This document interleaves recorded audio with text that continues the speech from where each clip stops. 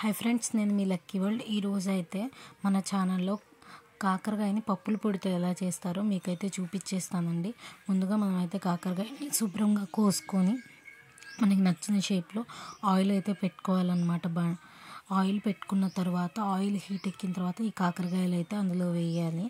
కాకరకాయలు golden brown colour వచ్చేదాకా మనము వేయించుకోవాలండి. అవి వేగేలోపు మనము దాంట్లో కావాల్సిన పొడి అయితే ప్రిపేర్ చేసుకుందాం. శనగపప్పు, కారము, కొంచెము ఉప్పు, రుచికి సరిపడా, అందులోనే 4 వెల్లుల్లిపాయ రెబ్బలు కూడా వేసుకోవాలండి.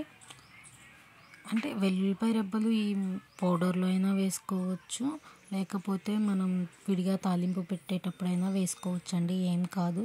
బట్ నేను పౌడర్లోనే వేస్తున్నాను. వాటిని అయితే శుభ్రంగా మనం మిక్సీలో పట్టుకోవాలండి, ఇలా పౌడర్ లాగా.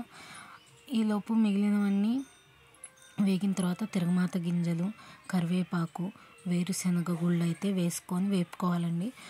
మా సైడు కాకరకాయ కారంలో వేరుశనగ గుళ్ళు వేసుకుంటారనమాట. వేరుశనగ గుళ్ళు అనేవి బాగా వేగాలి, పచ్చివాసన పోయేదాకా.